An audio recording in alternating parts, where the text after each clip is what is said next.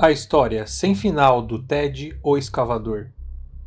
O que vou contar agora é baseado no blog que o próprio Ted escrevia sobre sua investigação em uma caverna muito misteriosa. Porém, ao final do blog, o Ted simplesmente parou de escrever.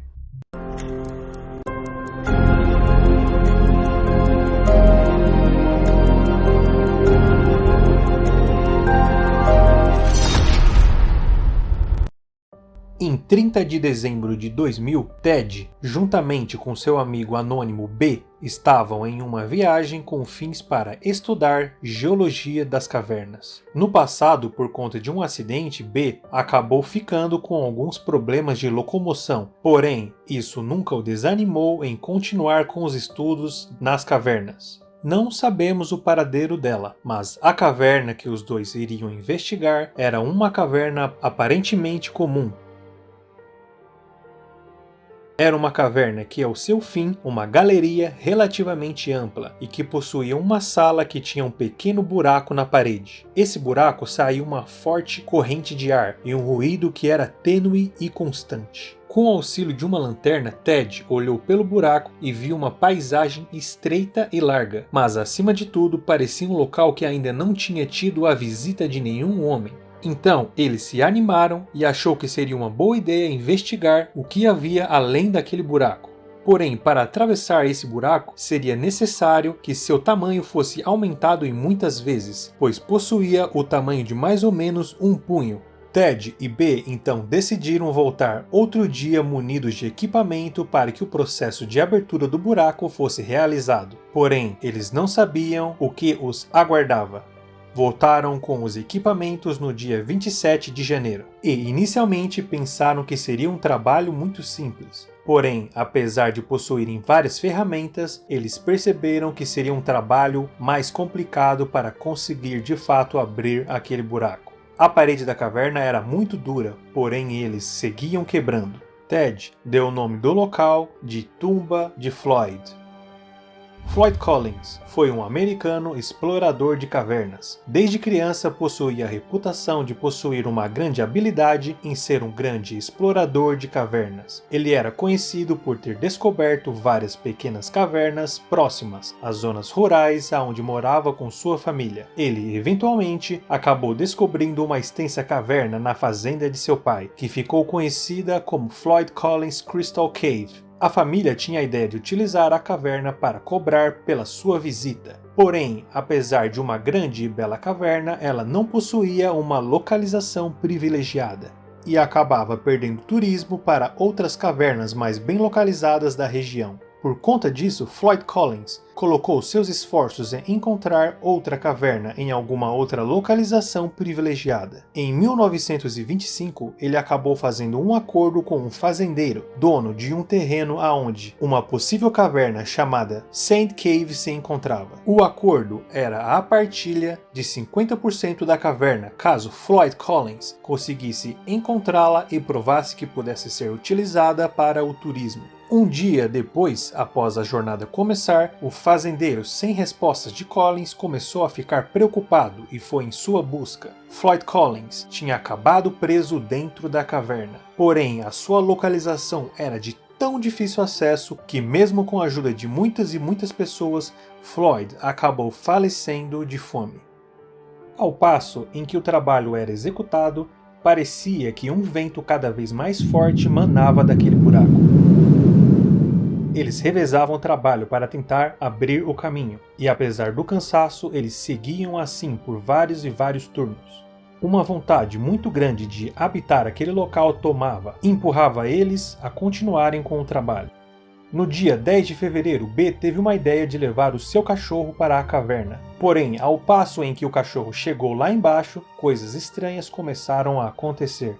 O cachorro estava estranhamente muito nervoso, como se algo que ele não gostasse estivesse acontecendo. A ideia era de utilizar o cachorro para verificar a passagem, porém o cachorro se negava. A ansiedade de descobrir o que havia depois daquelas paredes era maior do que qualquer alarme ou acontecimento estranho. Nesse mesmo dia, outro acontecimento ocorreu. Ao passo em que B escavava, um ruído muito alto e estranho saía da passagem.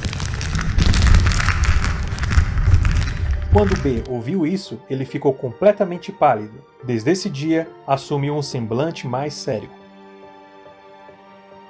Quando voltaram, 3 de março, os acontecimentos continuaram. Enquanto trabalhavam, um grito assustador saiu das profundezas do buraco.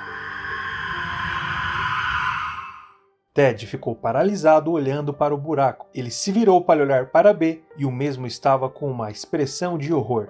Correram para olhar dentro do buraco, porém nada se movia lá dentro. Tentaram se convencer de que o grito era de algum animal, porém eles duvidaram dessa própria ideia.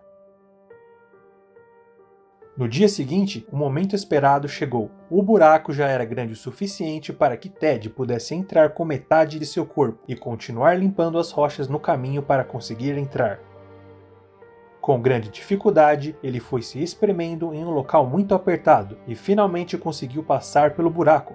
Passado o buraco, ele chegou em uma galeria onde podia ficar sentado. Nessa galeria haviam cristais muito bonitos na parede, e logo na frente havia um outro local que possuía uma rocha circular, posta de uma forma estranha, como se estivesse servindo de obstáculo. Mais à frente, o caminho levava a uma sala, que quando Ted entrou sentiu uma sensação estranha, como se alguém estivesse observando. De repente, ele descobriu hieroglifos na parede, um símbolo estranho com as pessoas ao redor. O fato de haver esse desenho na parede era um forte indicativo de que havia uma outra saída por onde teriam entrado os autores daqueles desenhos antigos. Como B não podia entrar por conta de sua mobilidade, Ted, que estava de posse de sua câmera, tirou várias fotos para depois mostrar para ele. Porém, quando as fotos foram reveladas, infelizmente não se podia ver nada. Como estava muito difícil passar por aquele local tão apertado, resolveram então chamar um outro amigo explorador para ajudar, Joey. Porém, não foi dito nada para ele sobre os misteriosos ocorridos. Quando o fizeram, já era tarde. Nesse dia, Joey entrou primeiro no buraco e depois Ted o seguiu. Porém, quando Ted acabara de entrar, ele acabou golpeando a cabeça em uma rocha. E sem conseguir continuar a exploração, Joey seguiu por conta. Ted, com muito esforço, conseguiu sair do buraco e sentou juntamente com B. Enquanto eles esperavam na escuridão da cova, eles se lembraram sobre os estranhos barulhos que haviam ouvido, o forte vento, o grito, e logo perceberam que não foi uma boa ideia ter deixado Joey sozinho ali. E Joey já estava demorando muito para retornar e não respondia aos gritos deles. Então, quando Ted decide ir atrás de Joey, ele vê uma luz que se aproximava da saída. Era Joey, que finalmente estava saindo do buraco. Ele estava completamente pálido e possuía diversos cortes em seu corpo, e possuía uma expressão terrível com os olhos arregalados. E quando Ted perguntou sobre os cristais e sobre o hieroglifo, ele respondeu que não tinha visto nada disso. Joey simplesmente foi para casa, e se passou muito tempo até que eles soubessem alguma coisa sobre ele. Dia 28 de abril, eles voltaram para a caverna. Apesar da apreensão, Ted entrou pelo buraco munido de telefones de segurança para conseguir se comunicar com B, assim também como uma filmadora para que B pudesse também ver tudo. Quando novamente chegou na sala da Grande Pedra, ele sentiu novamente como se estivesse sendo observado. Se virou para verificar, porém não havia ninguém. Ele pegou a câmera e começou a gravar na sala. Porém, enquanto gravava, Ted voltou a escutar o estranho ruído das rochas se movendo. Porém, dessa vez, com um sinal muito mais alto e aparentemente bem mais próximo. O terror tomou conta dele e novamente acabou quebrando a sua lanterna, o que deixou em um extremo escuro. Ele pegou o telefone e tentou ligar para B, mas o telefone não possuía sinal. Ted então teria que refazer o caminho de volta, e com muito custo começou a voltar e ao passar pela Grande Pedra Redonda, ele percebeu que a mesma havia se movido. Ele se deu conta de que a pedra estava em cima do cabo do telefone, que acabou estourando quando Ted puxou o telefone, o que tornaria impossível a comunicação com o B. Decidiu então continuar o caminho de volta e se sentiu como se várias coisas estivessem o perseguindo. Cada vez que se apoiava no chão sentia uma grande dor, mas não podia parar e finalmente conseguiu chegar à saída. E insistiu para B que eles deveriam sair dali correndo. Eles subiram correndo pela corda que eles usualmente utilizavam e ela estava sendo puxada por algo ou alguém lá embaixo. Eles conseguiram sair da caverna correndo e finalmente estavam fora de lá. Sem trocar nenhuma palavra, eles se despediram e até vários meses depois não voltaram a se ver.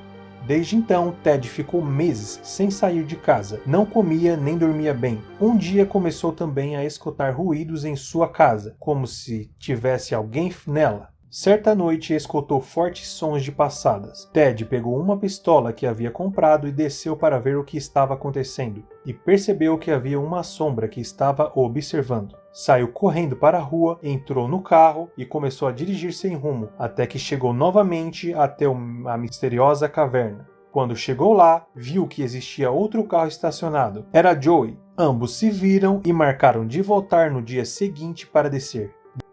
Depois disso, não se sabe mais nada sobre Ted. Não foi feita mais nenhuma publicação em seu blog. E também não existiu nenhuma expedição em sua busca.